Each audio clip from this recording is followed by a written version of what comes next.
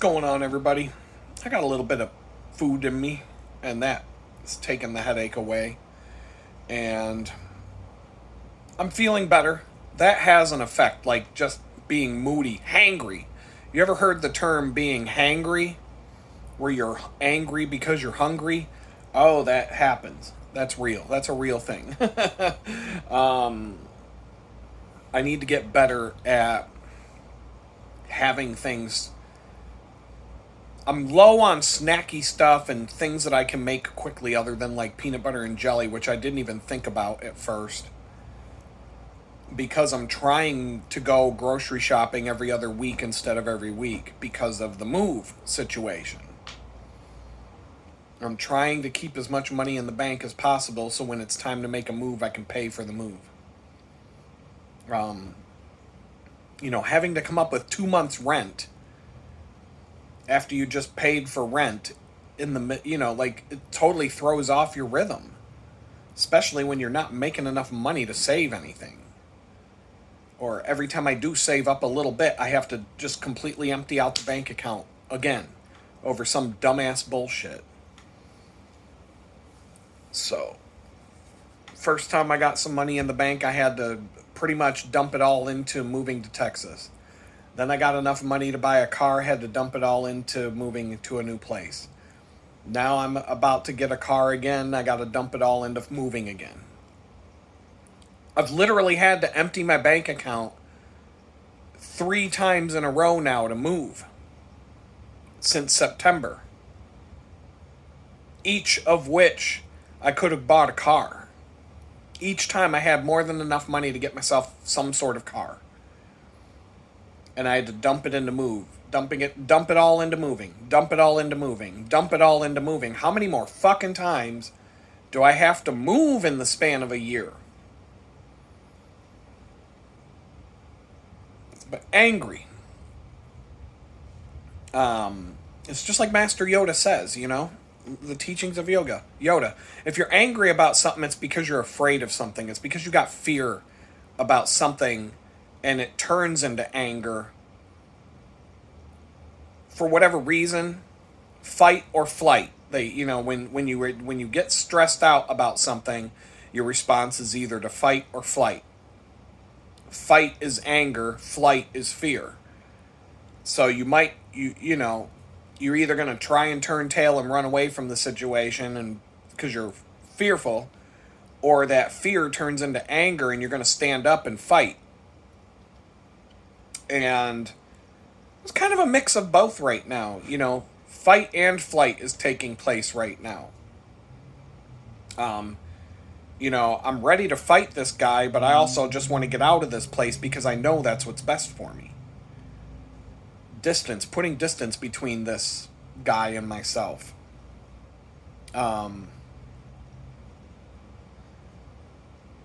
Not feeling good about any of this right now. It's today is my rhythm has been completely thrown off. So I'm angry about the housing search right now. The fact that it's so incredibly difficult and I'm not finding anything and all I want to do is fucking find a place and move. And number one, it's consistent. I get about one response back from every 5 properties I message about. If I reach out to 5 property owners if I reach out to 5 listings online that I see, I get one response back for every 5 I reach out to. Last night I responded to it. I had a copy paste script. I just every time I saw one that was the right distance and seemed like it would be good, I reached out to about 10 or 15. I think I reached out to 15. I got 3 back. One of which I had to close because it was ridiculous, the number of hoops they wanted me to jump through. I was like, no, it's not that nice of a place. It was a nice place, but no, I don't want to live in an apartment complex. The next place was some of these apartment complexes make you jump through more hoops than you would have to jump through to buy a house. And I'm not kidding about that. You would get scrutinized less to buy a house than to move in an apartment. So, no, I'm not even going to, those don't have, I don't have any, don't want to move into a place like that. So there were two others. One of them's too far.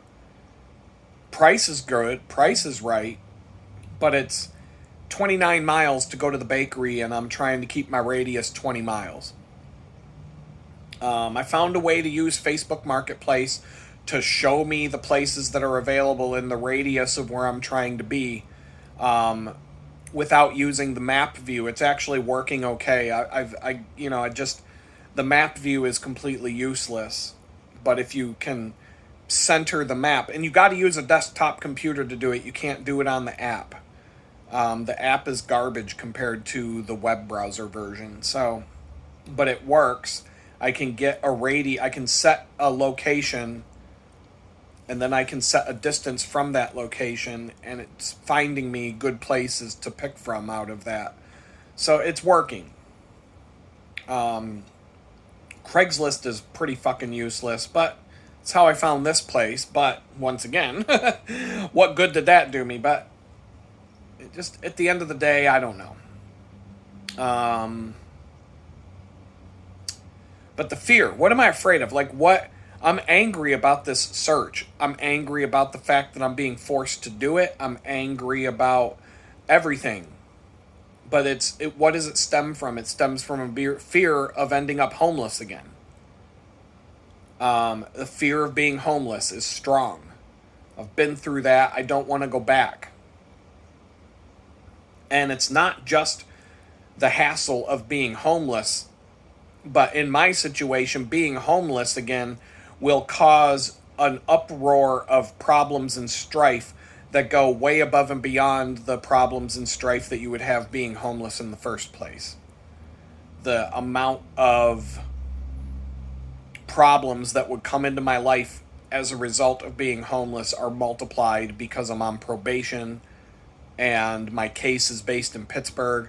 Like, they might just force me to pack up and go to Pittsburgh. And like, it could just multiply into a... And it's like, why am I worried about something that hasn't come to pass and all that? It's just this fear of, it's intense at times. And the intensity of it flips my mindset into being angry about it. And angry about, all I'm trying to do is the right fucking thing. And it's like I keep getting shit on at every fucking turn. And it's pissing me off. But then, when I get pissed off, I sit there and I'm like, okay, so I'm pissed off, obviously. What fear is causing me to... What fear is that I have inside is boiling over into this anger? And it's, there's a few different things that I'm worried about, being homeless again, probation. Am I going to be alone for the rest of my life? Am I never going to be able to find, a partner in life? Is that ship sailed? And I'm literally going to be alone for the rest of my life. Just, not having any friends and not having any connections with other human beings anymore. I've gone a year without having friends. And I don't mean, like, that's kind of a fucking ridiculous thing to say because my best friend and his wife let me live with them for a few months, so, but I still feel like I'm all alone in this world. And it really boils down to the fact that when this happened, every single person in my life except for two people stabbed me in the back and turned around and walked away. Dropped me off a cliff. Didn't want anything. I still haven't talked to any of those people to this day. And these were all people that claimed to be... But they're fair weather friends. You find out how many fair weather friends you have when there's a storm. And they're gone. I'm not the only one who's been through this shit. The older you get, the more common this is for people. I'm far from alone there. But so there's all these different things that these base level fears that eat away at me, and sometimes that boils. It's either going to be nervous energy where you're afraid of something, or that fear boils over into outrageous amounts of anger. And so which way is it going to go? And how do you stop this? And so, hangry, I had to eat. I've still got some peanut butter and jelly in front of me. Getting things done. Getting, my energy is shot. So, every time I'm looking at a pile of dishes. I've got all of my coffee bottles that I have to wash out to brew cold brew coffee. I have yet, in 3 weeks, I've not had a moment. Well, in the last 3 weeks, I've had one moment where all of my dishes were done. And all of my water bottles were filled. And then I turned right around and brewed 2 gallons of cold brew coffee, which pretty much eats up. That takes up that dirties a lot of dishes and jars. And then followed by having to do, I had all my dishes done, all my water bottles filled, all the laundry put away, and everything done except for the floors in here and some of the other small chores. And now I'm back, and within 3 days, I've got a pile of dishes, a pile of laundry, and a pile of bottles that need to be washed out and filled with the water filter again. On top of everything else, on Sunday, I would have piddled around with that stuff, but Sunday was my day off. I had to use it to fix up my bicycles. Took me from noon until 7 o'clock at night. That means no dishes getting done, nothing else getting done, no clothes getting put away, nothing. Nothing got done that day except for the bicycles, and the floor is trashed. Like the place is messier and trashier after the fact than before the fact. And then Monday I had to go to the bakery, so nothing got done on Monday. I came home from the bakery, I shot a video for a few minutes, I went to bed, fell asleep.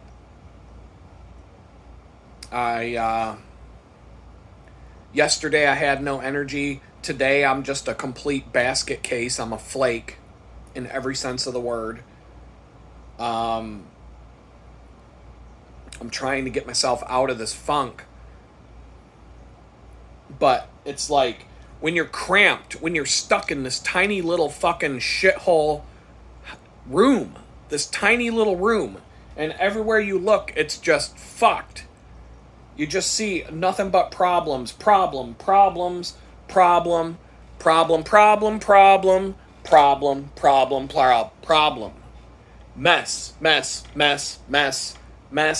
There's another mess, there's another mess, there's another mess, there's another mess.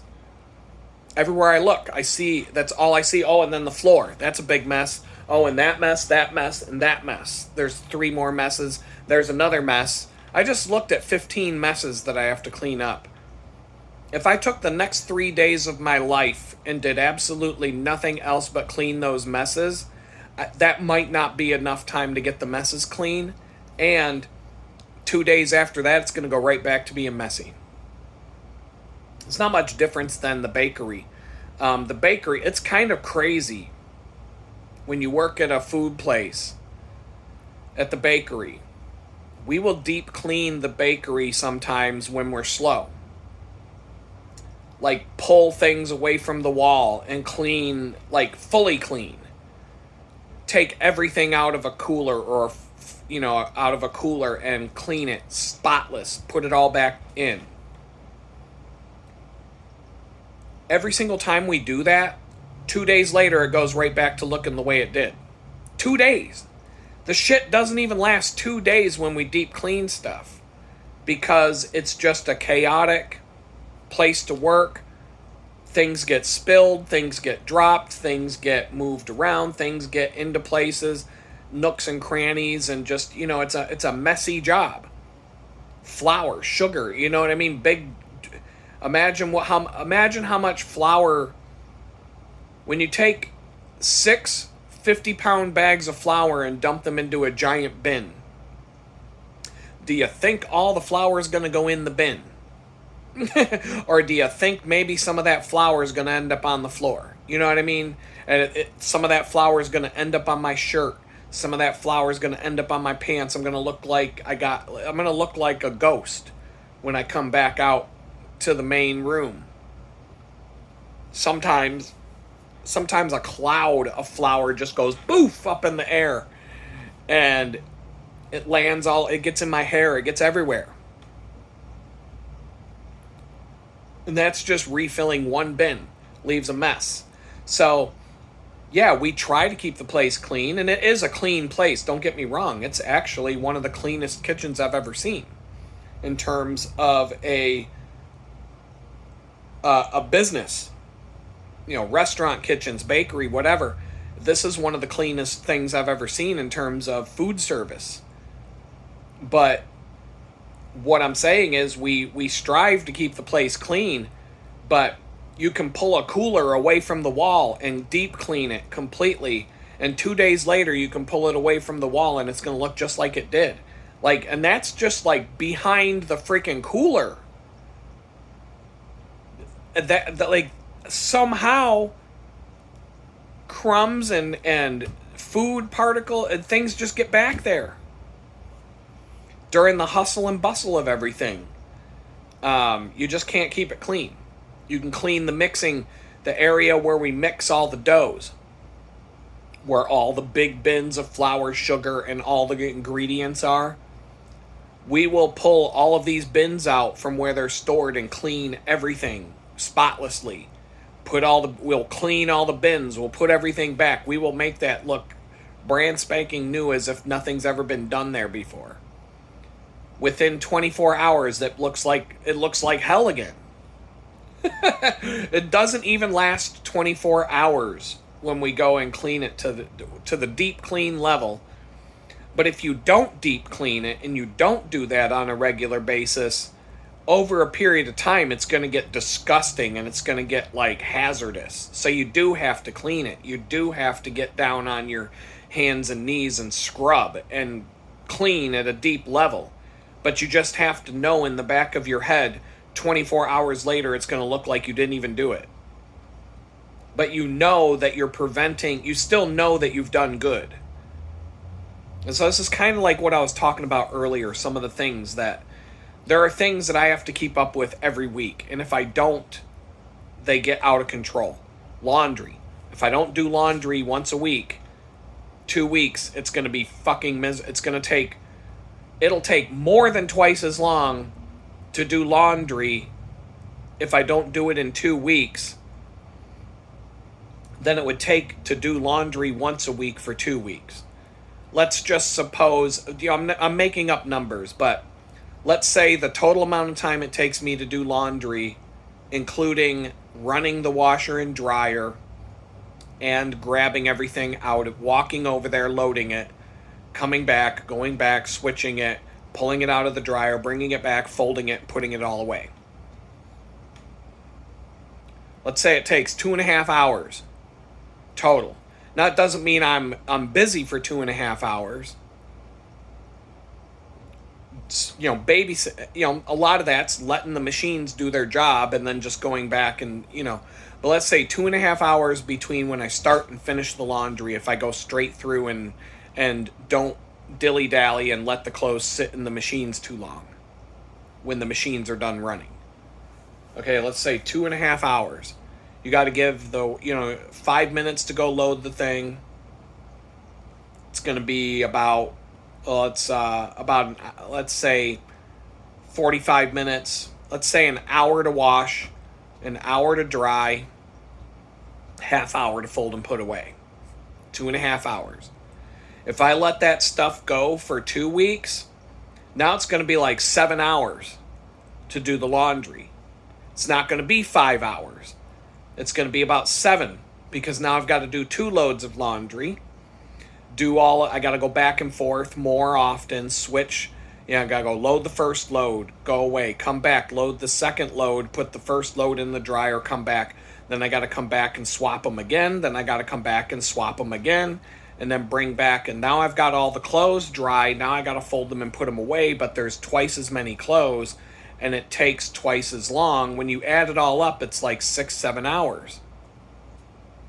I'm not saying that's how long it takes, but what I'm saying is it's more than double. Entering my transactions, financial transactions, into my accounting software so I know how much money I have.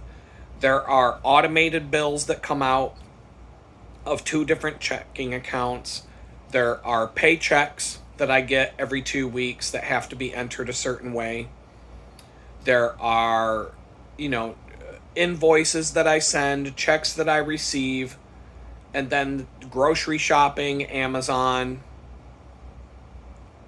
eating meals when I go to my job, getting breakfast so that I'm not hungry all day. I mean, it's pretty fit. I mean, it's pretty consistent, but then there's like little things like YouTube money that comes once a month or less. Checking on that. Digital chicken bucket that has to get entered a certain way if somebody drops money there, to be tracked properly. Then there's other stuff. There's my stock photography sales and Etsy store. And all of those different things add up. If I do it once a week, it takes about an hour. If I wait 2 weeks, 3 hours. It's not going to be twice as long. It's going to be longer than twice as long. It's the same with the dishes. The dishes get to the point where they are now. If I did the dishes every single day, 15 minutes. But if I wait 3 days, it's going to take 2 hours to do the dishes. So the stuff multiplies. If you can't keep up with the routine, it gets worse and worse and worse, and the amount of time it takes to fix it becomes multiplied by tenfold. Trying to think of other things. But this concept applies all around. And because of the bicycle maintenance day on Sunday, which had to be done, and it's good. I got a good result. Bicycles are in great shape. I'm digging it. Overall, things are good there. But it added to the amount of mess in here. The floors are much dirtier. Everything's thrown all over the place. The chaos. It's another day that I didn't have time to do anything else. I chilled out for the morning. I got to the bicycle stuff. By the time I was done with the bicycle stuff, it was 7 o'clock at night. And then that was just being done with the bicycles. Then it took me 2 hours to clean up from that. And I didn't even finish cleaning. And I went to bed at midnight. And I was still trying to clean the place. I just got the rags cleaned today. Wednesday. Sunday I did the work. My bicycle shop rags are all hanging up drying right now. They're almost dry. I get to put that all away. 3 days. And it's all just adding up. And because this place is so small, one thing gets backed up and it leads to 3 more things getting backed up because you can't simultaneously do it. I have one sink. I have to do my dishes. I have to brush my teeth. I have to wash my bike shop rags. Every single thing that requires a sink, I have one sink. I have one table. So I have to use the same table to dry my dishes, to fold my clothes, to charge my bicycle lights and all of my bicycle electronics. I have to use the same table for 6 different things. And so I can only use the table for one thing at a time. So the other 5 things have to wait until I get the table cleared off so that I can clean off the table and do the next thing that I need the table for. In a bigger place, I could do some of these things simultaneously. I could fold clothes for a while in the bedroom, and then I could just, put the clothes that I didn't finish folding back in the hamper and go do the other thing. I could do a bunch of dishes, put them out to dry, and then go back to folding clothes. You know what I mean? But here, in this tiny little shithole, I can only do one thing at a time. I cannot fold the clothes until I get the dishes done, because there's no place to fucking put anything.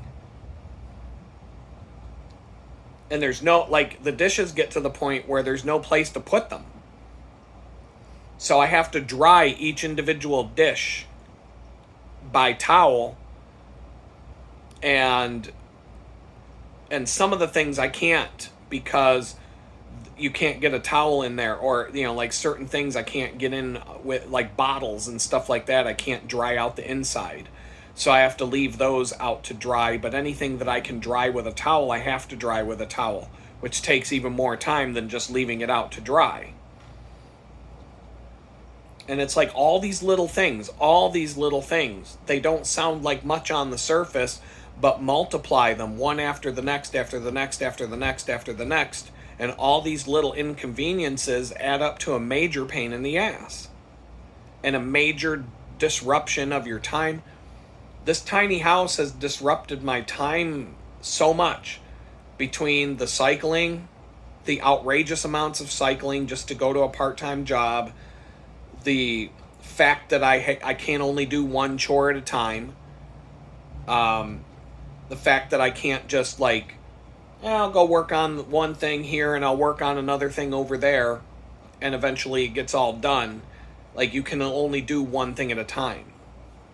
The fact that this landlord has got me strung out, having to, how much time have I wasted looking for a new place to live in the midst of all of this? Days of my life have been thrown away because I have to go find a place to live. Hundreds of miles on the bicycle, dozens of hours in the last 6 weeks trying to find a place to live, just looking online, emailing people, talking to people. Just last Sunday, half an hour of my day was spent talking to the landlord where I want to move. Half an hour. And that was before doing the bicycle maintenance day. So this isn't me just bitching and complaining. This is me like sharing about, you make a bad choice for a place to live and it will come, you'll have, I didn't really have any choices when I moved here. It was just this or another shitty place. That's all I could find. I'm better at finding the stuff now. It's the house, the housing search is going a lot smoother this time than it was the last time. The last time I couldn't get anywhere with it. I think there's more stuff available now because the weather got warmer.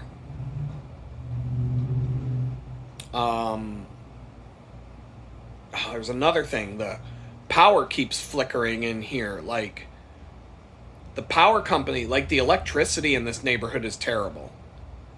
It's like God is just showing me, like, he's literally letting every single aspect of this house drive me completely insane. From the bad electricity, the bad landlord, the bad place, the bad construction, the dilapidated condition and unlivable conditions of this place. The fact that I didn't have a shower for 3 months, and now that I do, it still sucks to take a shower in that thing because it's the absolute worst shower I've ever used in my life. Prison showers are nicer than the shower here. I can't. Oh, man. It's crazy. It's absolutely crazy to think about all this stuff that's bad about this place. But I also know if I get out of here in 2 more weeks, let's say it's an 8-week trial. I was homeless for 16 weeks. I was homeless for twice as long, and this is better than being homeless. So if I can weather the homeless storm, I can weather this storm. You know? Like, I just got to keep putting myself in the right mindset. And it's like I'm in the... today is kind of like a... Today is like... I feel like I'm in a washing machine tumbling around. Because 1 second I'm up, and the next second I'm down, and then I'm back up, and then I'm back down. and I just can't like stabilize my thoughts today. I think the best thing to do right now is to get off the video again. I think I need to spend the time today that it takes to clean this place up and get it presentable and clean and tidy again, because mentally that'll help. If I had a house with multiple rooms and one of the rooms was a mess, I could just shut the door and forget about it for a while. I'm not going to be compelled to fix that right now. But this is my room. This is like a jail cell. And if you've ever had, like when I was in jail, the absolute worst thing you can have is a messy cellmate. Because if your jail cell is a fucking mess, you're living in that tiny little space that's half the size of this tiny house, and you've got to share it with another person. It has to be clean and organized, or you're going to go crazy from it. It will make you go crazy. People get stabbed over that shit. I'm not kidding. And I had a cellmate here and there that was bad. I had one cellmate, every time he'd brush his teeth and use the sink, he'd leave the sink completely covered in filth. That's a big no-no. That's like getting stabbed over. That's something to get stabbed over in prison. Leaving the sink completely fucking disgusting with your spit and all your fucking, like, you don't take the time to just clean it up and wipe it down when you're done.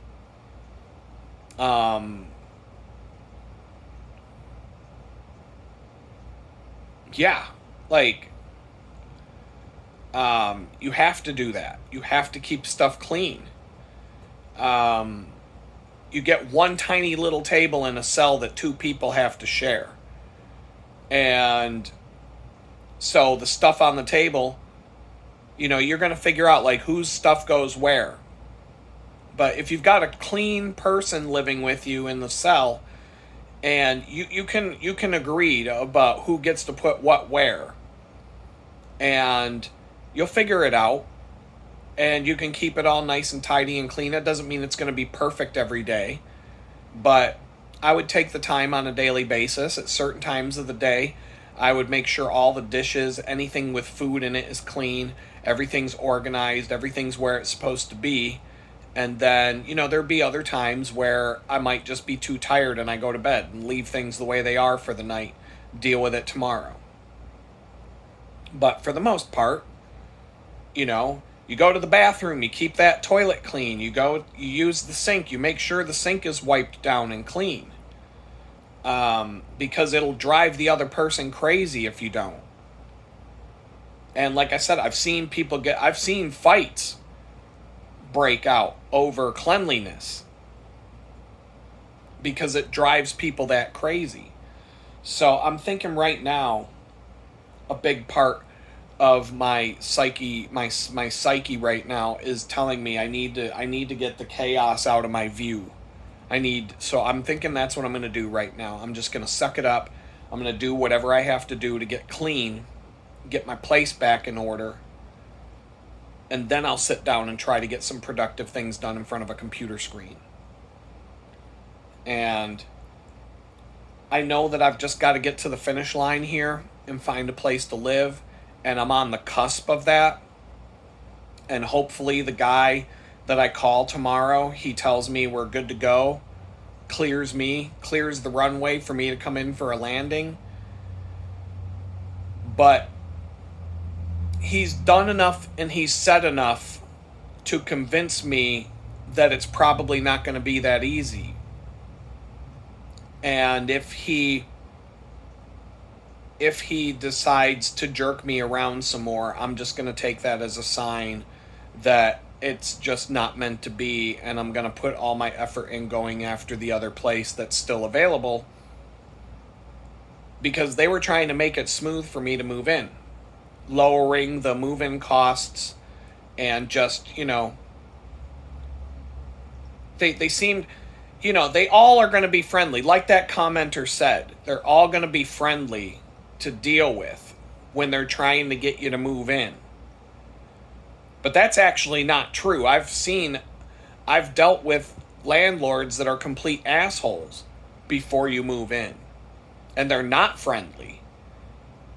And so, like, if they're not friendly when you're looking at the place, then imagine what they're going to be like when they're your landlord. But you can read a lot by a first impression. I can tell you that this guy down the road with the nice apartment, he takes care of his shit. It's nice. It's well maintained. It's nice. It's done. He's got a good thing going in that respect. But on the flip side, he might be difficult to deal with. Especially if he's being this picky about who he's going to let move in. And he's got somebody chomping at the bit. Like, I would have, two Sundays ago, I would have said, I'll go right now and get money out and let's start the process.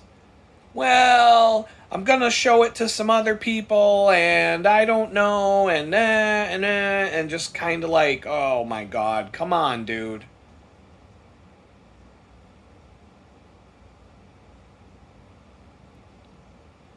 And so, like, tomorrow, if he tells me that I can move in, he's still going to want me to do stuff to vet so that he can feel more confident about it. He's going to want to do a background check. He's going to want to... I'll show him what I did. I'll show him my paperwork. And, you know, I'll show him that I have income, and I'll show him that I have references he can call. I'll be able to give him 3 people right away he can call that'll speak good of me. So that I'm not worried about. But it's going to be more time. So he tells me tomorrow that I can move in, but it still could be another week before I know for sure. And then he could pull the plug at the last minute. And so I'm just going to have to, like, I'm going to make sure he knows that I'm not going to be able to deal with the fact if he changes his mind at the last minute and pulls the plug, that I'm going to be left out on a bad spot for the next month. I can't do it. My option would be to stay in this place, and then what do I do if I stay here? Do I pay the amount of rent that's on my lease and then start a fight with this fucking landlord here because he's going to want a couple $100 more? Or, even though he can't get the money out of me even if he takes me to court because I'm on a lease, or do I cave in and give him the extra couple $100 to keep him out of my fucking hair, to give me the space to breathe and go find another place? I don't want that day to come. So I don't know. I got to give it to God. I got to let God figure it out for me, because the more I stew about it, the worse it gets in my mind, and the more angry I get. The anger is intense right now because it's like, I didn't do anything to deserve this. It'd be one thing if I did something to bring this on. All I did was move into a place, pay my rent on time, and ask him to fix a fucking broken hot water tank that didn't work.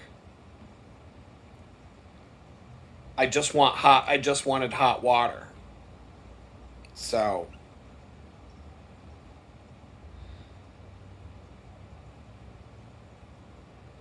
I don't know. I'm irritated. The comments that people leave get on my nerves. Like, every little thing gets on my nerves right now. The stupid water bottle thing with the bike. All of these little things that normally I would just be like, it didn't work. You know, like, no things that just normally wouldn't bother me that much are like major irritations right now. Mainly because I got to take this thing back. If I could take it to the UPS store, totally different scenario. It's right across the street from the bakery. It wouldn't be any hassle at all. But even the Whole Foods, it's not going to add too much time to my... It's just all this stuff adds up. All these little things, every single one of them by themselves is no big deal. I wouldn't even be that frustrated about it. But when you just add up all these small problems when you're already dealing with a major issue, like a landlord dispute, it's like every little thing is setting me off now. And it, like, I'll just circle back to, it gives me more understanding about what I came home to when I came home from prison, to where I can let go of that situation, because now I don't have to wonder.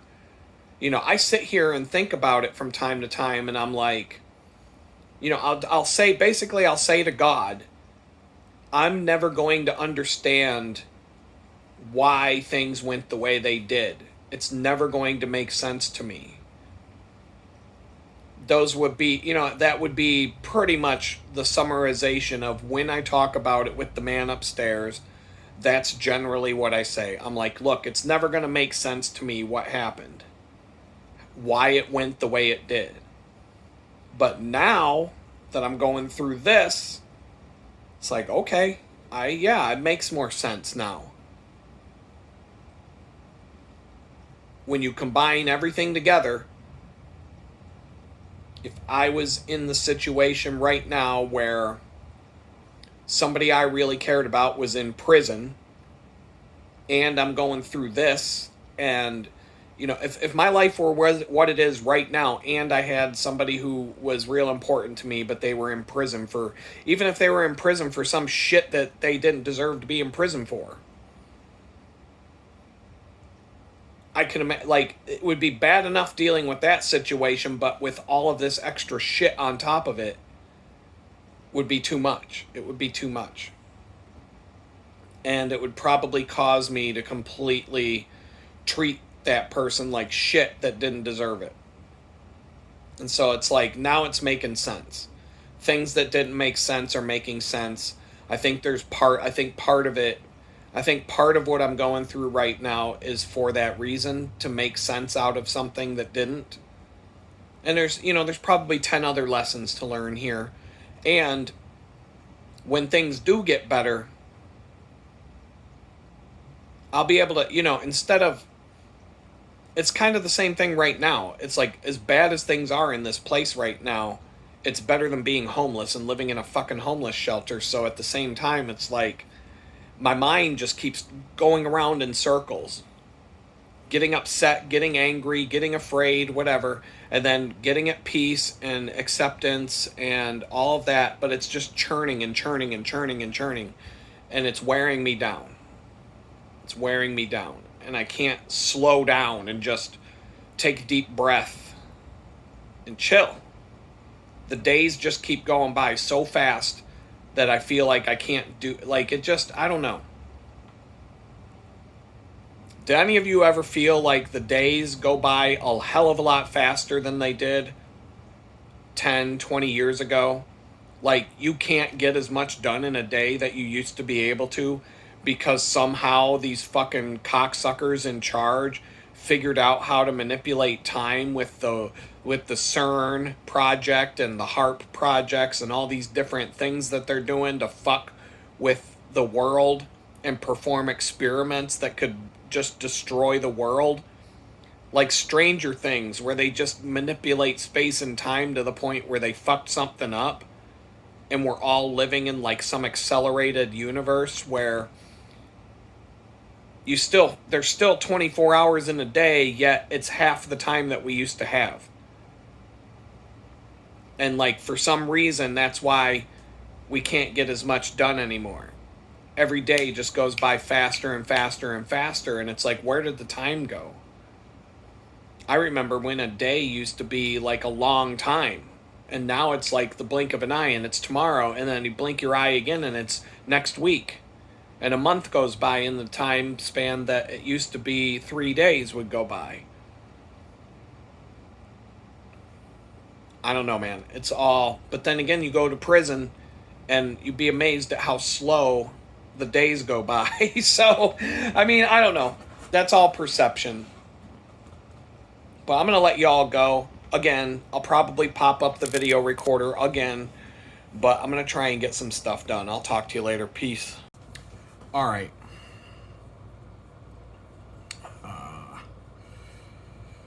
Got some more stuff done. Got a lot of dishes done. Just trying to get through this day. I'm irritated. Like, every little thing is going to set me off right now. And the part of the comment I'm about to read is going to match right up. And it's not going to be untrue. But it's going to demonstrate something. Because I'm not... There are different kinds of people in this world. Okay, one person, I'm just going to start right out with this one. This dude, and these are cool people. I got no beef with any of these people. Most of these people leave comments on lots of videos, and they're not. Nobody's saying anything to be a jerk. There's a difference between a troll and somebody who I might disagree with. There's a big difference there, so let's get that out of the way. This dude, he's making a little smiley face, like a little ha ha ha, like he knows he's just trying to push my buttons. So that's all good. Buttons are pushed. I'm going to say something. Better to get your cycling done while it's still cool in Texas, because in a month it's going to be hot and you just don't know. No, I know. I fucking know. How many times do people want to fucking argue with me about, oh, it gets hot in Texas, you're not going to like living there, it's going to be too hot to ride your bike. I told him, I said, go live in Buffalo, New York for an entire year. And then tell me what's worse. Winter in Buffalo, New York, or summer in Houston? I already know the answer to that. Any of you who want to argue with me about how much I'm going to hate the summer in Houston, once again, even worse, go live in Erie, Pennsylvania, which is worse than Buffalo. But for the sake of argument, Buffalo is more famous for the bad weather. Go live in Buffalo, New York for a year. That means you're going to live through an entire 6 months of winter. And tell me what's worse, Buffalo, New York, or in the winter, or Houston, Texas in the summer. Not a single one of you are going to pick Buffalo. So, yeah, it gets hot in Houston in the summer. Fine. Do you think that's going to stop me from riding my fucking bike? No. You act as if Houston's the only place on earth that gets hot in the summer. Every place in this country gets hot in the summer. It can be just as hot in Pittsburgh on any given day in July and August as it is down here. Does that stop people from doing things outside? No. People go out and do things outside when it's hot. Does the winter stop people from doing things outside? Absolutely. Everything except for skiing and ice skating, pretty much winter puts the kibosh on that shit. In fact, amusement parks have to shut down, the zoo has to close for the winter, and all the animals have to be shoved indoors. Everything that you would want to do is closed during the winter. Can't go swimming in the winter. You can go swimming in the summer. There's a billion different things that you can't do when it's cold outside. It don't matter. It could be 110 degrees outside. You can still do all the things that you can do in the summer. So, no, I'm not going to hate the weather down here. It's like 90 fucking degrees out today. You think I care? I don't even give a fuck. If I had to ride my bike, I would welcome it. I would rather ride my bike when it's 95 degrees outside than when it's 40. And I did that all winter down here. 35, 20 degrees. I rode my bicycle to work when it was 20 degrees outside. You think I would rather ride my bike when it's 20 fucking degrees outside, 20 miles each way to a bakery job, than 95 to 100 degrees? Get out of here. I'd pick 95 every fucking time. I would pick 110 every time. I'm getting sick and tired of all these fucking people. Oh, you're wrong. You're wrong. You're not going to be able to ride your bike when it's hot. Fuck off. No, I'm not. I know I'm going to be able to ride my bike when it's hot. Go ahead and keep fucking arguing with me, though. Jesus, it's so fucking ridiculous. But anyway, I'm only angry. Now, this goes right into the next comment. Adam, I'm not in your situation, but now that you have hot water, maybe you should stay for the remainder of your lease and save more money. I know you're an emotional guy. No, really? And that would be hard for you to do, but do what's best to make a great move other than a rushed move. I'm like, that's good advice. You know, he's not being an asshole. I'm not gonna put you on blast for that one. But this guy leaves comment after comment after comment about put your head down. The government's going to do whatever the government's going to do. There's nothing you can do about it. Keep your head down. Don't speak out. When people are shitting on you, just take it. No! Jesus, fuck, man. You're supposed to get mad when someone shits on you. When you have a shitbag piece of shit landlord that doesn't fix the hot water for 3 fucking months, and then he threatens to throw you out in the street because he decided to raise your rent by $200 in the middle of a fucking lease when you have a lease that says, this is what I'm supposed to pay for 6 months, and he's tearing that up and trying to throw it in the trash and saying, no, you're gonna pay me more money, or I'm throwing you out in the fucking street. You're supposed to get mad about that shit! And you're supposed to stand up for yourself when you're being shit on. Like, that pisses me off. That pisses me off to no end when people are just like, that's just same fucking shit. Like, we're supposed to let the elites take our children to Pedophile Island and let Jeffrey Epstein and the gang fuck our kids. And then if we complain about it, we're the problem. Like, it's that kind of shit. No, when people are taking a shit on you, they're taking advantage of you, and they're stepping all over you, and they're trying to strong arm you and bully you, and stomping all over your rights and doing illegal things against you, you are supposed to stand up for yourself. You're supposed to do that. And yeah, I'm emotional. Fuck, man. It's like, if more people would stand up for their fucking rights, this government and the people that are taking a shit all over us wouldn't be able to get away with it. And it wouldn't even take that many people to pull their fucking heads out of the fucking sand and stand up for themselves. But people just want to walk around as if everything's cool while they're being shit on. You work until fucking June 15th or something like that before you get to keep any of the fucking money that you make this year. So you're still, ever since January 1st, all the way until the middle of next month, all the money that you've made goes to the government. And then after the middle of June, you get to keep some of the money that you make. Nobody wants to talk about that. Oh, it's just how it is. We're just going to have to do what you're told. Don't fight back because you're just going to make it worse. Well, you need to stand the fuck up. Yeah, I'm an emotional guy. I don't sit back and let people shit all over me.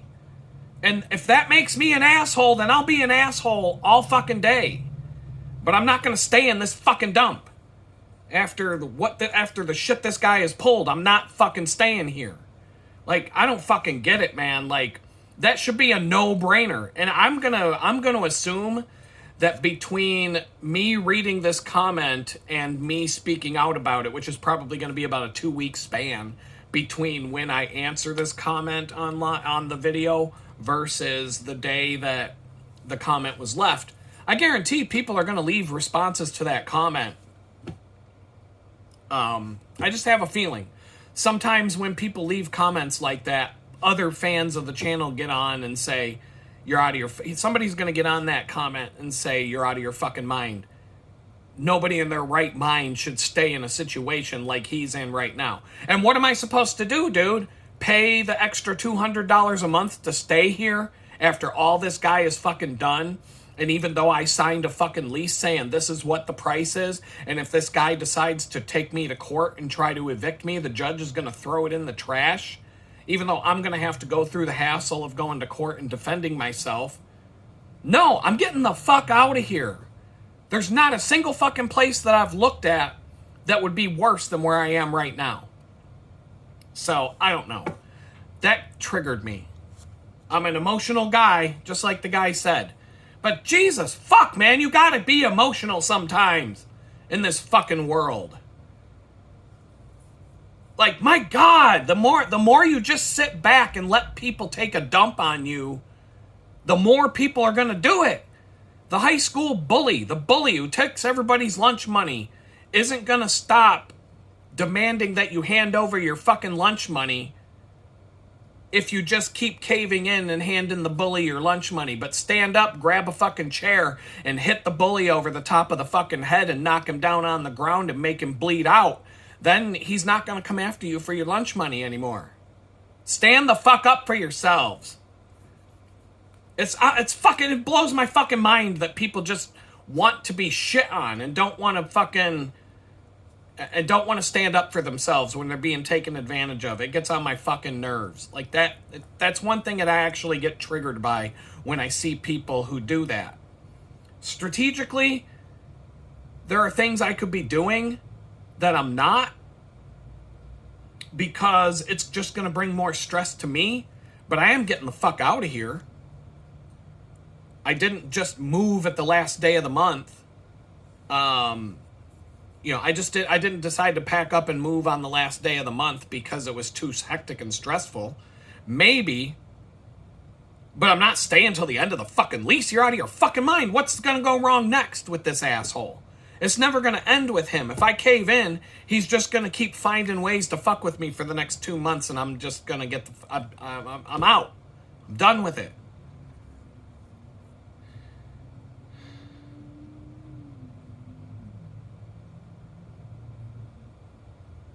Oh, I'm getting another, what do you call it? Another Indian recruiter wants me to apply with him for a job in Houston, but this one's downtown. So I don't even know what company this would be with. I don't even know.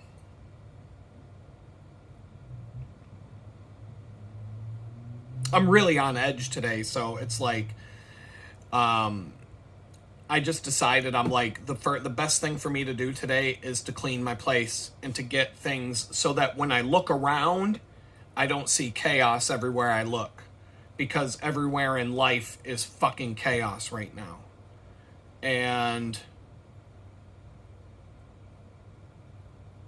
But no, I'm not staying in this fucking place.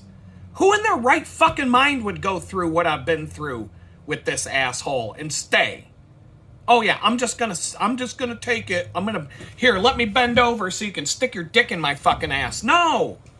It's fucking bullshit. I'm not doing it. Like, stand the fuck up for yourself. Fuck, man.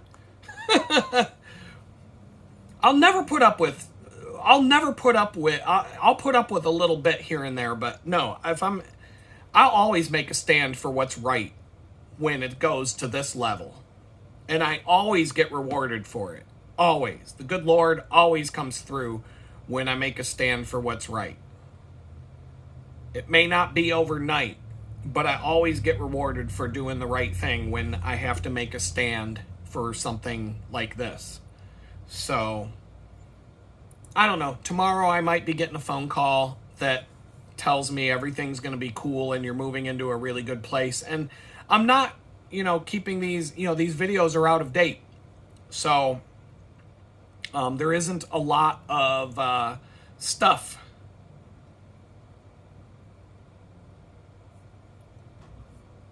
I don't know, man.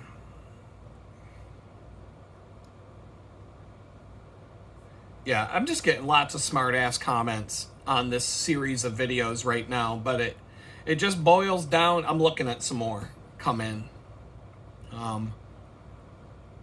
It's just, when you're down, people like to kick you.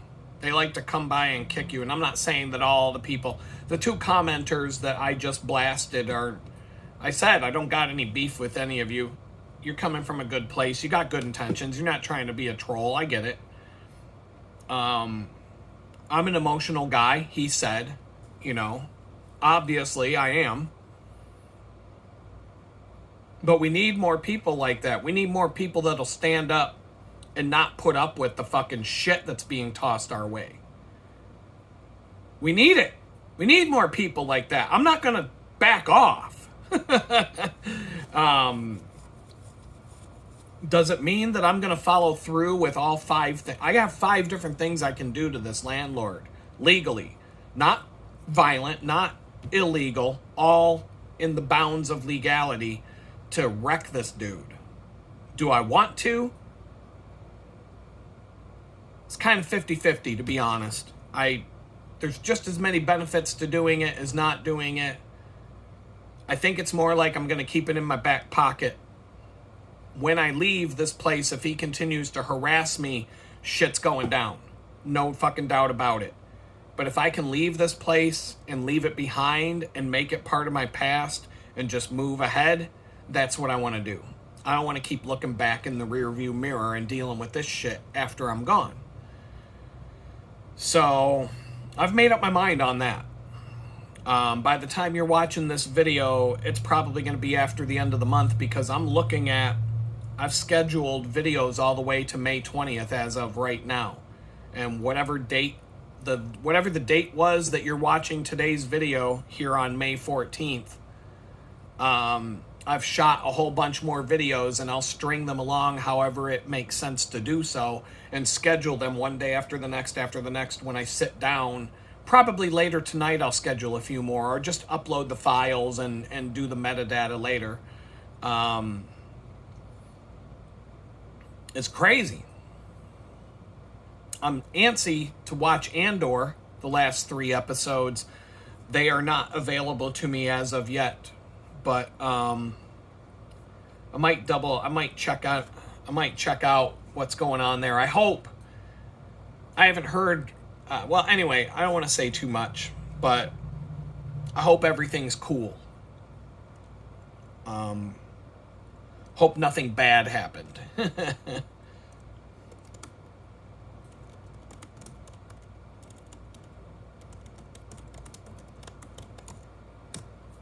Yeah, we'll see what happens. I hope. Dude, fuck off. There's just so many fucking experts that chime in on every fucking video now.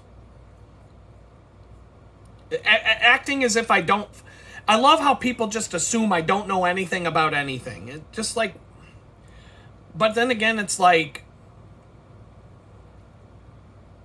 I watch videos, and if I can throw in a handy 2 cents to help somebody or give somebody advice about something, I will.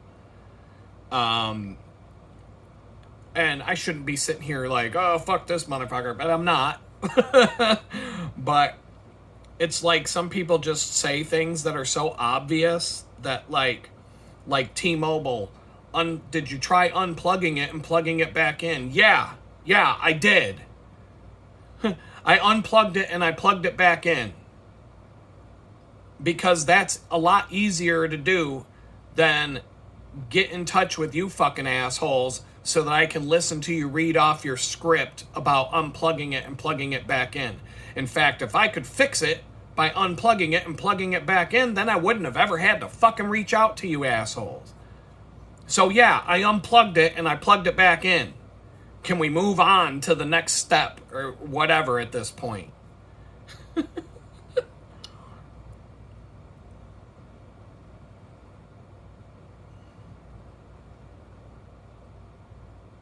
There's another comment. That's not, I mean, they're just popping in because the video just went out a couple of, I found a pretty good time to release the videos on a daily basis because I look at the graph of when people are online, and generally speaking, you have to look at the whole time zone from the East Coast to the West Coast, including Alaska. So there's Alaska is 4 hours behind New York. So there's 5 time zones in the United States, plus Hawaii, if you're counting that. And then you got people all over the world, but mid-afternoon seems to be a good time to drop a video because that's when people are coming home from work and whatnot. And in the span of 24 hours, they're getting about the same number of views. But it does seem to work better when I launch them in the afternoon versus the morning. Like, there were some, I looked at the graphs and I queried AI to see what they say and just kind of took some advice on what time to schedule them. This guy says when it comes to negotiation with private landlords who want to rent a place out in the sticks, I take the helm and tell them I can't move in here until blah, blah, blah date. And if you rent it out before then, go right ahead. It's first come, first serve. But to be honest with you, I'm not too happy about the lack of appliances. So that's what I must have been talking about in today's video, about how the guy wasn't going to provide appliances. The places were nice enough. The tranquility. There were a lot of positives about both of these places. They were a bit small, space-wise, especially for the price. The dirt road. Now, it's a pro and a con. Pro is that it's a dirt road going back to these places, and which just adds to the tranquility and the fact that nobody is coming back there who doesn't live back there. There's multiple homes on this road, but nobody's going to be driving back there unless they belong back there. You're not going to be dealing with traffic zipping by at all hours of the day and night, and if somebody does drive by, they belong there. It's not the kind of area that you want to show up to rob somebody, because it's on a dirt road, number one, and it's Texas, so we all know what that means. Bang, you know what I'm saying? You're going to hear the racking of many shotguns if something's not right back there. So, and dogs, mean, vicious dogs, probably. Like, there's probably all kinds of things you don't want to fucking deal with if you're going back to rob somebody. Go someplace where it's easier to rob people. But yeah, the lack of appliances was a big deal to me. It's something that can be overcome. But what the fuck am I going to do with the appliances when I move if I can't sell them quick enough? You know what I mean? And am I going to leave them behind for the next tenant? You know, it's that turned me off. But the biggest obstacle of all was the lack of internet. That's a deal breaker. I can't do it without internet. But yeah, I did not feel pressured to move on this place. I'm only going to hold it for 2 weeks. Well, then I'm just going to wait 2 weeks before I make up my mind, because I'm going to move at the end of my fucking month that I've paid for here. I'm not, like, don't try to pressure sale me into moving into a fucking apartment in the middle of a month and then come up with some cockamamie scheme about prorating the rent, where you pay, like, just the whole thing was just weird about that. Like I said, the guy was friendly. Somebody told me just because he's a Trump supporter doesn't mean he's a good landlord. I know. He's not a good landlord because he supports Trump. I never said I thought he'd be a good landlord. I thought he'd be a pain in the ass. I basically thought that once I move in, I'll never see the guy again. I'll never see him again unless something breaks and has to be fixed that's on him to fix. Like a roof leak, or the hot water heater breaks, or, something that is included with the rent breaks. Then he's going to come fix it or send somebody to fix it. And I might not even see him in that case. But I may have to call him and talk to him. And I may see him if he's driving up and down the road. He might stop and say hello or whatever he does, look at the place and make sure you're not living in squalor or whatever. And that, to me, I'm fine with that. I would rather have a landlord that I never fucking see after I move in, pay the rent, and I never fucking see the guy again until I need something fixed. That's ideal. I don't want to fucking see the guy unless, he's actually a cool guy that I'd like to get to know, or for some reason of that nature. But no, I don't give a... I mean, the fact that I would never see him again was an appeal. But it was pros and cons. Like, if he's not going to provide appliances that work in a rental, I mean, that's not totally uncommon. I mean, I've seen this before. I wouldn't say it's 50-50, but I would say like maybe 10 to 15% of rental units don't come with appliances. But all he's doing there is making it harder for him to rent the place out. If you think about it, all the motherfucker would have to do is go on Craigslist and get a fucking fridge and a stove for, what, $100 for the pair? Put them in, make sure they work, and you'll sell the place quicker. If I was the fucking landlord who owned those two properties, I would be making sure that I did things to make that place attractive because it's been weeks since I looked at that place. It was April 28th, and here it is. I'll just count the number of days. Why not? Fuck it. It was April 28th, 2 weeks and 2 days ago. I looked at that place. It's still available on Facebook. He hasn't rented either one of the places out yet. Gee, I wonder why. I'm not the only one who cares about having internet at my place, you know? I mean, just people don't even watch TV anymore. They watch streaming shit online now. And if you can't have an internet connection that can support Netflix, that's going to drive people away. But that has nothing to do with him. That's the telecom companies are responsible for providing services in different places. So it's not like he can do much about that. So I wouldn't hold him responsible for that. But between the internet, no appliances, washer and dryer hookups, but no washer and dryer, that kind of stuff, I was like, oh, Jesus, here we go again.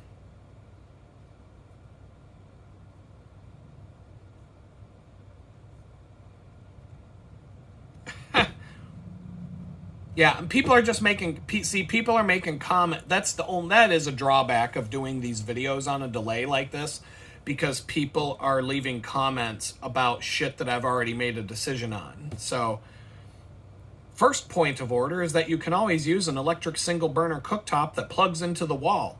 And for any things that need baking, I buy myself an outdoor barbecue that is portable with a 20-pound propane tank.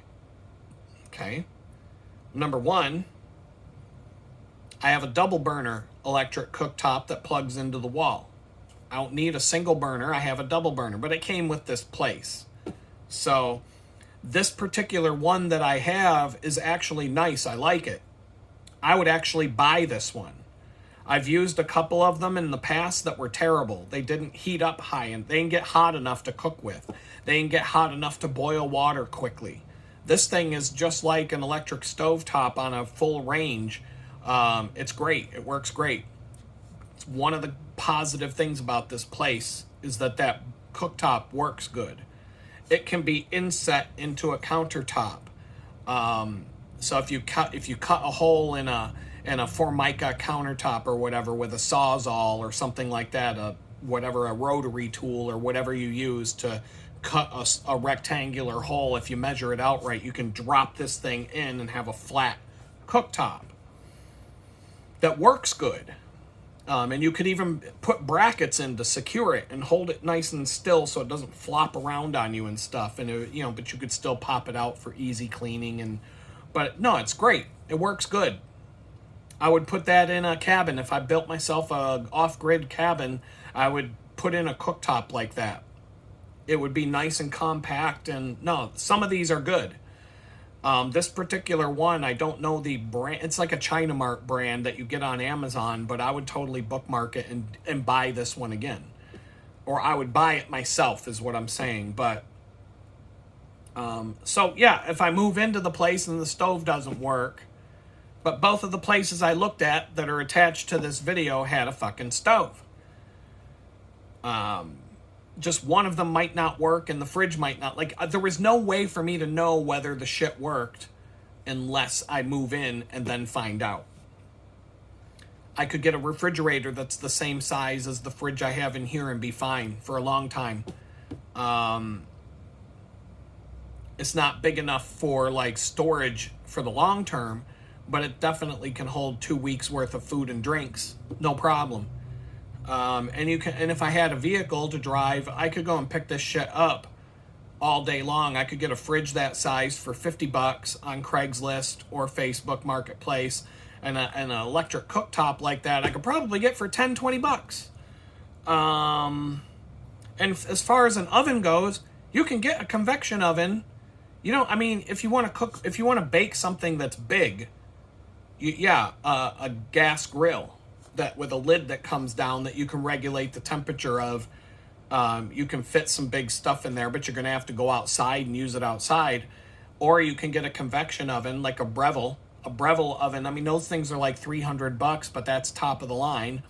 Or you can get a convection oven, a toaster oven, we call them sometimes, but some of these toaster ovens are beyond a toaster oven, and it's actually a mini oven. And the Breville is the best brand. I mean, it cooks everything perfect. I used my Breville oven at my last house 10 times more than I used the full-size oven on the range, the stovetop, the oven's electric stove oven range combo, whatever you call that. I used the Breville way more often. It baked everything better. It was more precise. You could control the temperature very precisely. It's big enough. They're big enough to cook a 12-inch pizza. I had a pizza stone specifically for that. I had a pizza stone in my regular oven as well. But I had a pizza stone for the Breville. I had a pan, a pizza cooking pan. I had all the accessories that you could possibly buy for that thing I had, because I loved that fucking oven so much. That was one of my favorite things in the kitchen, was that little oven. But a 12-inch pizza, I mean, I could cook cookies in there, brownies in there. Granted, I'm baking them out of a box mix. I'm not the master baker then that I am now, but I could make it work. I mean, I did a lot of stuff with that little oven. I could cook for me and my son and then some. There were just certain situations that what I had to cook was too big for that oven, and I'd have to use the full-size oven for it. But I could also use the full-size oven in tandem with that small oven and to do things at the same time. I could be baking something at the same time I'm frying something on the stovetop, and I'm using the small oven to do roasted red peppers or something like that, and just using that to roast my peppers or whatever the case may be. But very, very handy. Very handy. And easy to use. My son was baking with that oven when he was 9 years old. Like, because the interface is easy to use. It's easy to understand. I didn't have to worry about him getting messed up or messing up anything. So, good stuff. But those are good suggestions. The electric burners. I also have propane burners. You can get propane burners or butane burners that have a single gas stove burner that you slide a canister into, and then you can buy those canisters pretty much anywhere. You can get a number of meals on one of those. They work really good. They're safe to use indoors. I see them used by catering companies all the time indoors. You can also hook those up to propane tanks, the small propane tanks, the 1-pounders or the whatever they are that you get it for camping, the Coleman propane tanks. And you can also get an extension hose to hook it up to a 20-pound propane tank. You can get other adapters and doodads for all kinds of shit. No, I have had 20 different ways from Tuesday to cook at my old place. Being a prepper, there were like 15 different ways I could cook something and bake without, if the man shuts off all the power and takes away gasoline and takes away propane and everything else, I'm still going to be fine. I have a whole woods full of dead trees behind my house. So you're still going to have a hard time taking me out. But, show up with a tank if you're the FBI, and then you can take me out pretty easily. But anyway, somebody else saying they love the Allegheny Passage, who lives in the rural outskirts of Pittsburgh. Right on, brother. It's a great, great place to be. It's one of my favorite things in the world was riding my bike on that trail. Just getting on that bicycle trail and going all the way to Washington, D.C., without having to be on the roads and just enjoying nature all around you. I could use some of that right now. I could use that right now. Something like that would just take a lot of my stress away, because when you go on a trip like that, it just forces you to forget about everything. Oh, here's somebody replying about Houston saying it's May, it hasn't been cool in Houston for months already. And I would say I would disagree with that. It didn't really start getting warm until the beginning of April, and even then there's been a few chilly days in April, but it's 90 degrees every day now. 85, 90. It's kind of hot. Everybody says that, oh, you got here in September, you got here after the heat was done. No, I didn't. It was 97 fucking degrees every single day for about 3 weeks when I got here. 97 every single day. But no, I'm the one who doesn't know what I'm talking about. I'm the dummy who doesn't know what temperature it was when I arrived, because, you know, it wasn't me living my life looking at the temperature and looking at it on my app and going, man, it's hot. It wasn't me. Like, we wouldn't go and sit outside in the backyard patio during the day, but after the sun went down, we'd pull the movie screen down and we'd go sit out in the back patio and chill and watch games and movies and stuff. It would be 80 degrees instead of 95 or 97, but there were days I'd go out into the garage to get on my bicycle and be like, whoa, because it was probably 110 in the garage. There was a couple of times I went out to the garage to do something. His daughter had a bike lock wrapped around her bicycle, and they forgot the combination, so I was trying to crack it and trying to, like, figure out the combination so I could get it off for them. And I would be like 5 minutes, and I'd have sweat pouring down my face and going down my shirt, and I'd be like, all right, it's too fucking hot, I gotta stop, and I'd go out back into the house, change my shirt. A couple hours later, I'd go back out and piddle with it again. I had to do this like 4 or 5 times. For some reason, that bike lock was a pain to figure out the combination, but I figured it out eventually and was able to pull the thing apart and then write down what the combination is so they could just use they were going to cut it off, and I'm like, no, I'll get it. Just, you know, it's a little bit hot right now to go out there. But that was the garage with the door shut all day and no air conditioning, with the sun beating down on it the whole day. Probably 110 degrees in that garage. But when you opened up the garage door and let the air come in, it would cool right off. And yeah, maybe 97 degrees, but it's still not horrible. It was 97 degrees in Jamestown, New York in July. I was at the library one day in Jamestown. I did a video about it, how I couldn't do anything because the AC broke in the library. It was 96 degrees inside the library that day. I took my watch. I had a watch with a thermometer on it, and I took it off and I set it on the desk so I would know what temperature it was because it was so hot. It was like 96, 97 degrees in that library the whole day, and I just sat there like dazed, staring at my computer screen, watching videos all day until I could get out of there and go back to the shelter.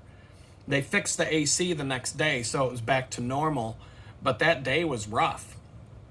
And it was rough because I don't want to sit in front of a computer trying to type with slimy hands when it's 97 degrees indoors.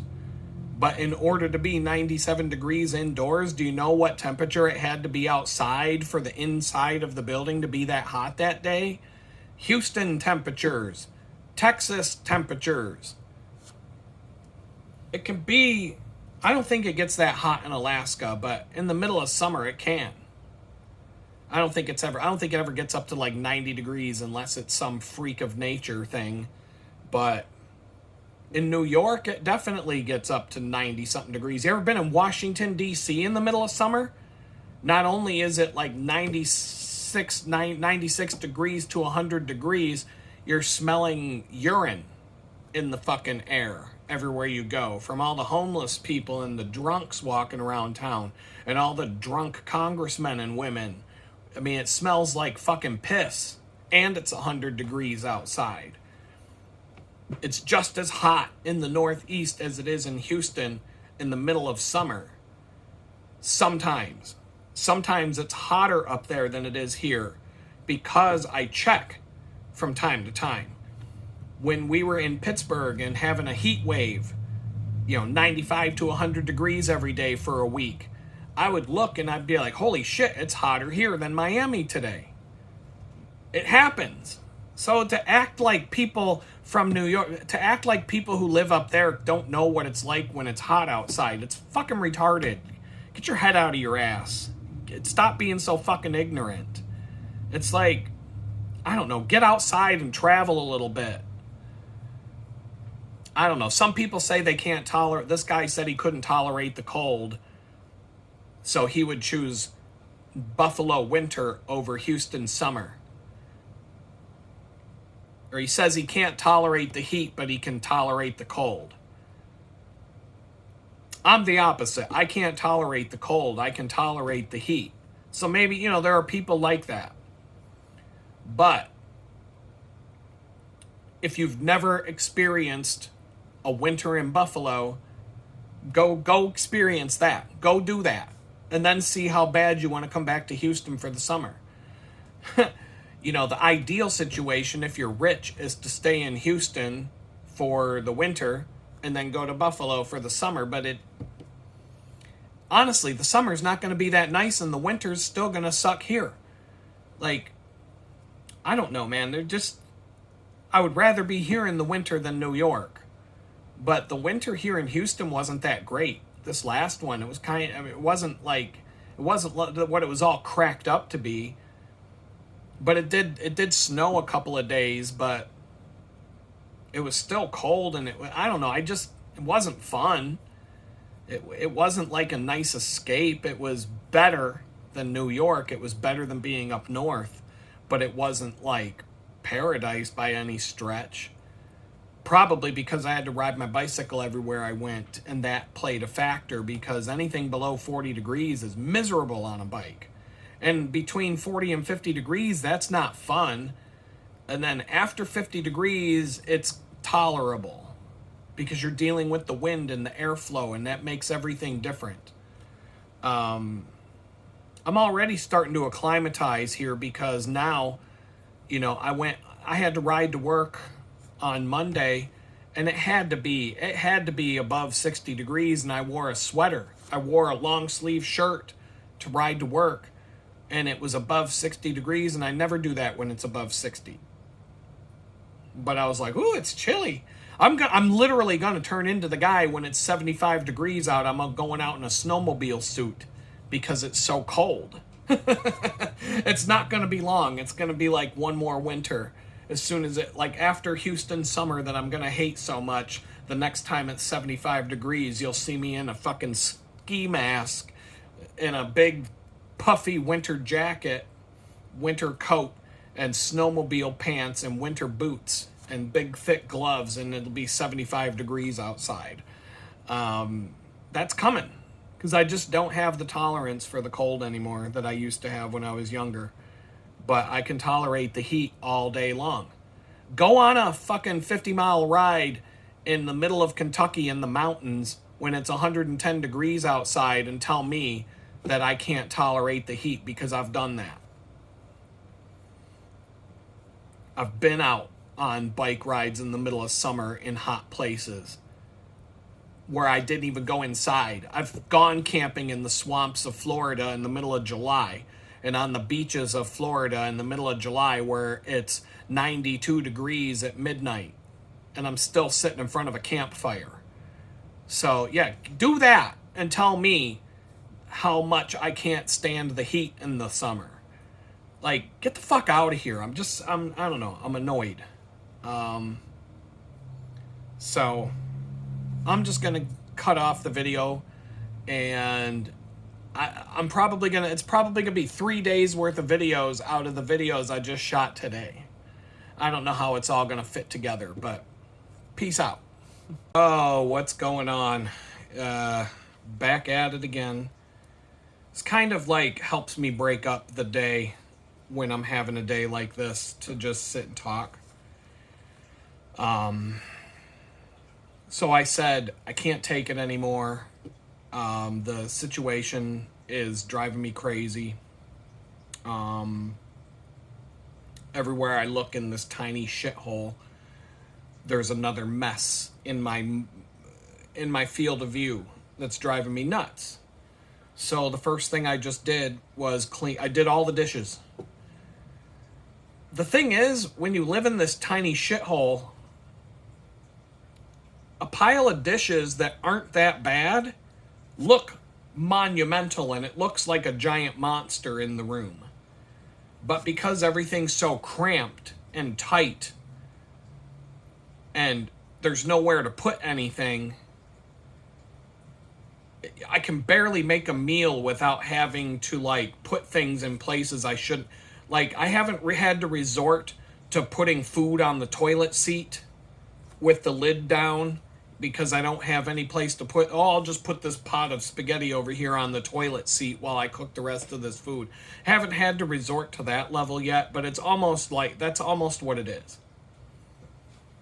And so when you got like all these different things staring at you, the reality is they look worse than they are. So I don't know, but it's like 7:30 in the evening now. And I just got done washing the dishes, and I've got 1, 2, 3 glass bottles and jars waiting to dry because I can't just reach in with a towel and dry them. A couple of water bottles that I use. My stainless steel coffee bottle that I put on my bicycle. That thing is the biggest pain in the ass to clean.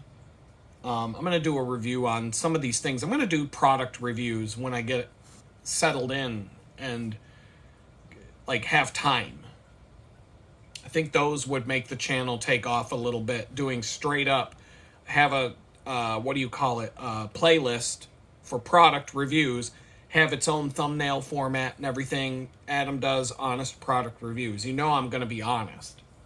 If you haven't seen it, I'm going to tell you I have no problem telling you everything that sucks about something and what's good about something. I've got a lot of things I would love to just do a review on. Let's see, I'm looking around. I got to fill ice cube trays and I've got to fill water bottles. But I just filled the water filter that you see behind me. It'll take at least an hour before I can start filling bottles again. And I'll have to keep topping it off. Probably have to fill it 3 times to fill the water bottles that I have to fill. And probably after the 3rd time, I will have some water left over in the reservoir after all the bottles are filled and put away. Tedious, but a lot of those are from I just put 2 gallons of cold brew coffee in the fridge to steep overnight. And so that's going to make a big mess in the morning when I filter that.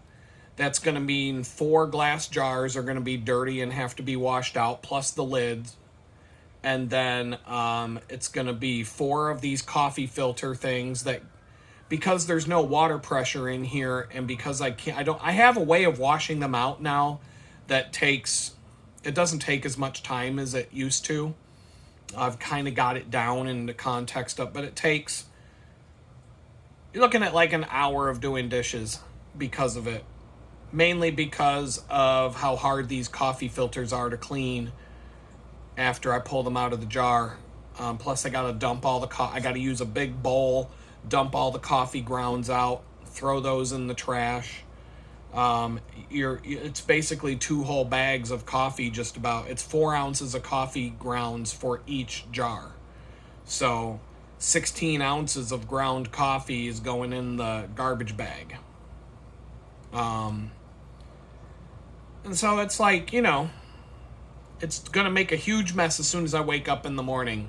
But it's only going to seem huge because it's such a tiny space. And so everything adds up and just gets in the way of everything else. But it's interesting. It's done for now. I can cross it off my weekly chore list that I got caught up on the dishes. And it just helps. It absolutely helps to be able to look around and see all the dishes are done. Like, it took my stress level down like 4 pegs.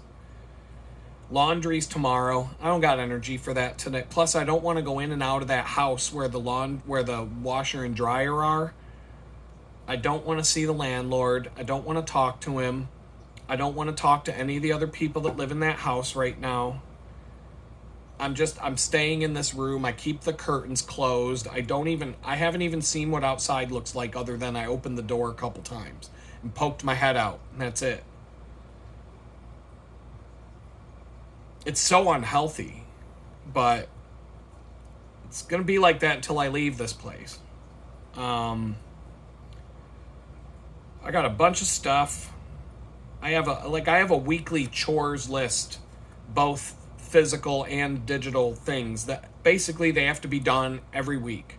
So today I just reset everything, and it's just one of those things. If I put something off every week or day that I put it off, it gets worse and worse and worse and worse. And if it's something that I have to do every week, if I wait 2 weeks, it doesn't take twice as long to do it the following week. It takes 3 times longer to do it the following week if I fall behind on it. It's exponential. It doesn't just multiply by the number of weeks. It's double that. So if something takes an hour and I put it off until next week, then it's going to take 3 hours. You put it off another week, it's going to take 6 hours. It's annoying. But I got all these things to do. They're not all going to get done. They never all get done. Especially now with how burned out I am. But if I can get the big ones out of the way, it'll help.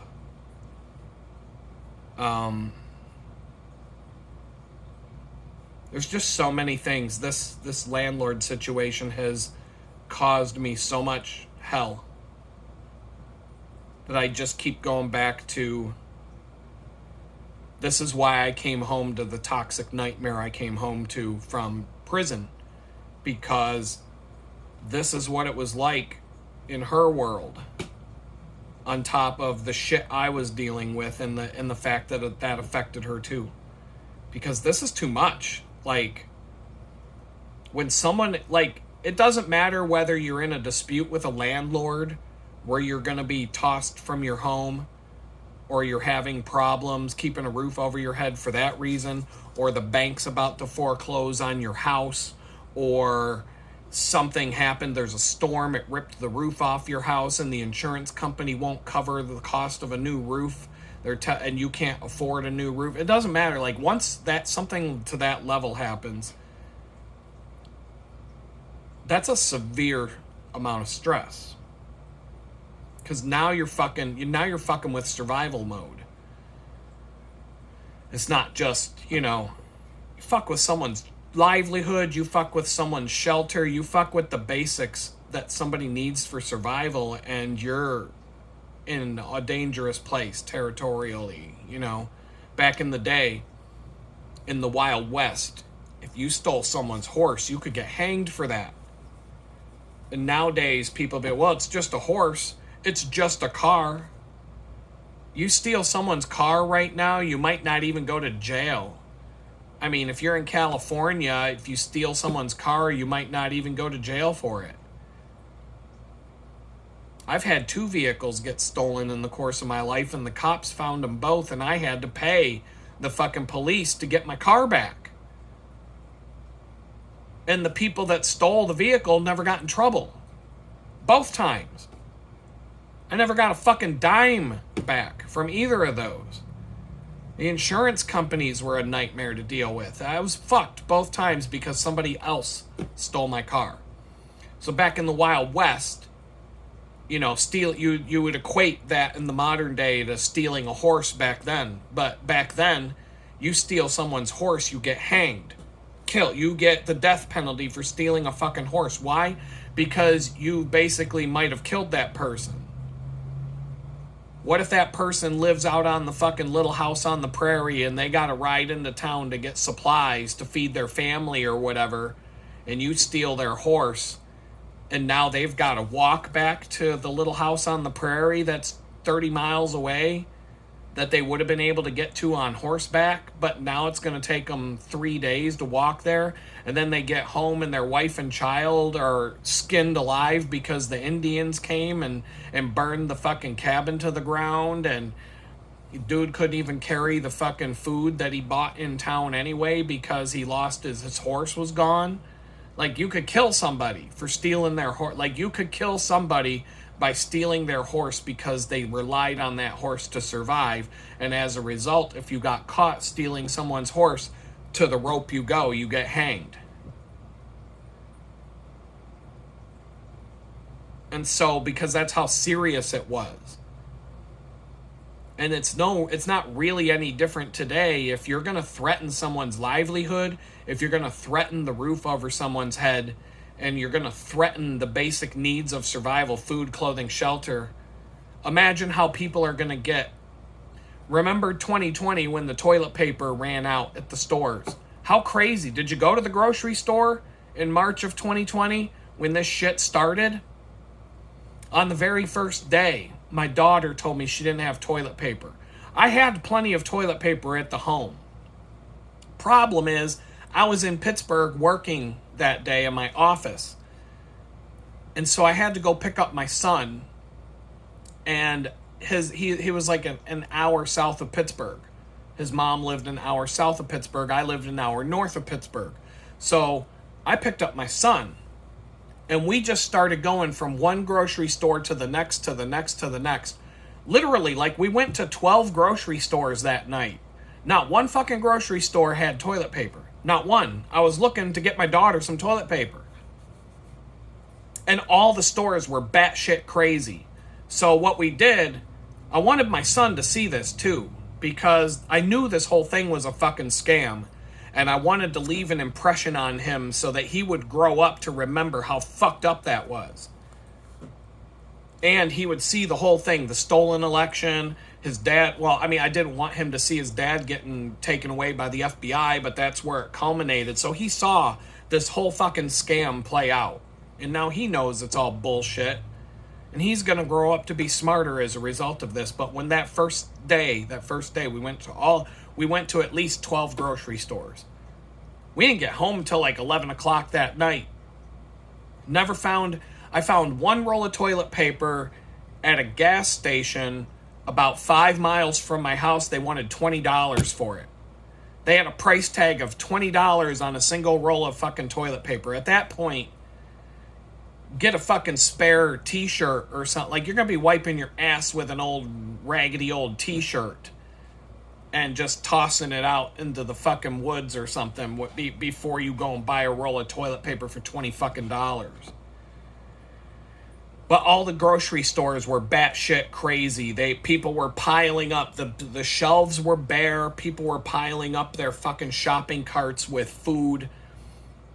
So me and my son, we just went to every grocery store, and I would say we're only getting 4 or 5 things so we can go through the self-checkout line and get out of here. So we strategically, we went around all the stores so he could see the empty shelves, and I was looking for toilet paper for my daughter, but I would be like, okay, we need this, 3, 4, 5.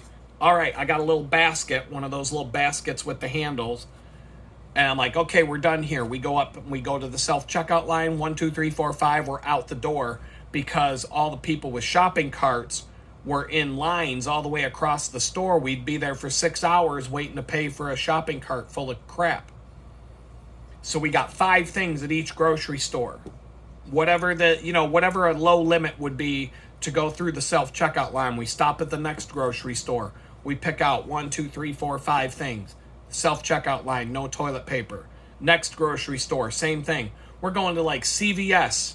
We're going to Dollar General. We're going to every single fucking store that we pass that might have toilet paper. I'm kidding you. I'm not kidding you. We went all the way from Monongahela, Pennsylvania. If you know the area of Pittsburgh, we went all the way from Monongahela, Pennsylvania, all the way up through Route 51, all the way into the city of Pittsburgh, through the city of Pittsburgh, and then Route 19 all the way out to where I live in Mercer. Monongahela, Pennsylvania to Mercer, Pennsylvania. Look it up on a fucking map. and then put no highways, no tolls, and you'll see the route that we took to get there. Not one fucking roll of toilet paper. And we went to every single fucking grocery store that we could go to until we got past Pittsburgh. We got past where my daughter lives to where I'd have to turn around and go back if I found the toilet paper. And we slowed our roll. We didn't stop at every grocery store at that point, but we stopped at least 3 more spots. Not a single fucking roll. The only roll of toilet paper was at a gas station 5 miles from my house in Mercer, and they literally wanted $20 for it. So, yeah, that tells you who was running that gas station. I'm just going to keep my mouth shut aside from that. But $20 for a roll of toilet paper, and I was like, you know what? No. When we got back to my house, I had a case of toilet paper. And then a few weeks later or whatever, we went to a store when toilet paper showed back up at the store, and I got a case here, and I went to another store, I got like a 6-month, I got a 1-year supply of toilet paper. If you're doing, we'd go through about 1 roll a week in both bathrooms, 2 rolls a week at the most.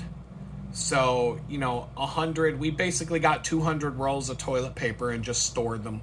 And then we didn't have to worry about toilet paper for the next year. And then we always kept a 6-month supply after that. And then there were just other things. We were picking up, like, we're going to have to make our own bread, probably. So we got flour, yeast, things like that, butter. Things that I stocked up. I probably bought 4 pounds of butter that day, and which isn't even a lot of butter. But, for your home use, that's a good start. We just bought like a lot of different things that we thought we'd need, canned goods, and just, we were already well stocked because I'm already a prepper. But we just decided we'll get a bunch, stuff like my son likes, mac and cheese and different things that he likes, we stocked up on. But we went to so many grocery stores that it took us until 11 or 12 o'clock at night to get home. And we didn't find a single roll of toilet paper. And that is like a 2.5-hour drive on highways to get from Monongahela to Mercer, Pennsylvania. Let alone taking the back roads, which we did, and stopping at every fucking grocery store on the way. And not just the grocery stores, but the closer we got to Pittsburgh, I'm like, let's try CVS. Let's try Rite Aid. Let's try Dollar General. Let's try the Dollar Tree. Let's try this. Let's try that. Nothing. And every single store that we went into, literally every single store we went into was a mob scene. A complete and total mob scene. People panic buying everything on every shelf. So what do you think's going to happen the day that the country doesn't have food on the shelves? You think it's going to be peaceful? You think it's going to be tranquil?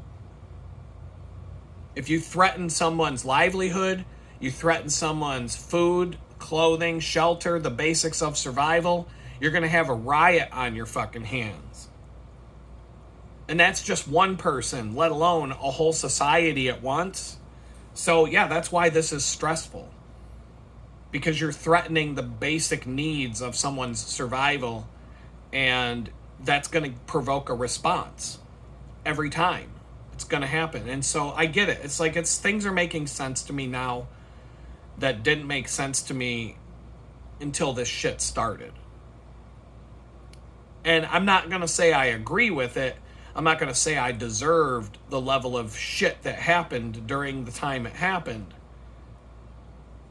But it's been shown that there was other things going on that had nothing to do with me that blew back on me because I was the scapegoat in the room to be the one to... The punching bag was hanging on the wall, and I was the punching bag that got to absorb all the shit that was coming at her from all directions. But I was the one that she could blow up at. And it just, that's what it was. For me, it's the people in the comments section, you motherfuckers. So it's the same thing. It's the same thing. I'm like, oh, I can take a shit all over the people in the comments sections who are, taking a dump on me. I'll take all my anger out on them. So,